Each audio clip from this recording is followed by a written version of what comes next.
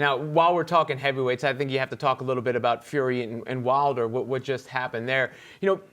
Controversial decisions are no stranger to boxing. Do you think that hurts the sport at all, that there are still, controversial decisions? Well, it's controversial if you don't agree with it. And, in boxing, especially heavyweight boxing, you always see a lot of drama in fighting. And this fight was filled with drama. It's almost like, you didn't want anybody to lose. They both looked good and both had an exciting fight. So what people want to see? They want to see it again. Why not see it again?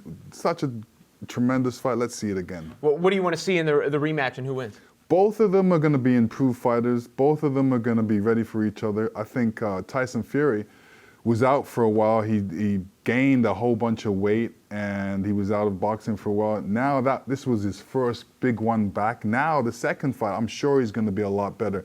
Deontay as well, he's going to be a lot better. He learned a lot from this fight as well. What big guys have trouble with is getting proper people to spar with. Now, the only time they get to spar is in the real ring, and that's when they do all the learning. So they both learned in that fight.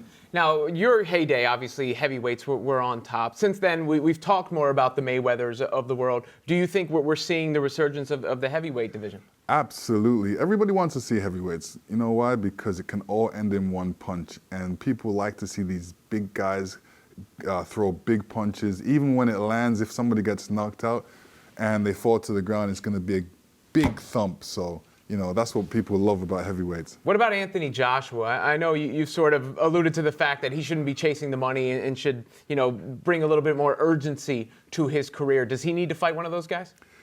Well, if I was in his position, I would have fought one of those guys. But, him and his manager's really leading his way, and they're deciding who they want to fight. But, they're missing out on the big fights. He got offered $50 million the other day, and he never took it.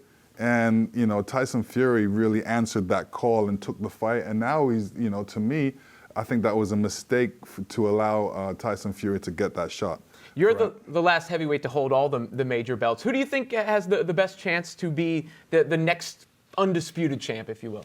They all do. They all do. I'm not going to pick directly one. I would say, Tyson Fury is leading the way right now because, he's the bigger out of the bunch. He's the linear champion, and he performs when it's time to perform. So, I like his boxing right now. Now, we talked about an undisputed championship, but there's so many belts, WBC, WBO, IBF, so on and so forth. Do you think it would help boxing if there was one belt per division? Yes, it would help boxing. It would help boxing tremendously. Then you can actually see the lineup. Right now, there's a champion over here, the champion over here, and a champion over here. I say let's bring them all together.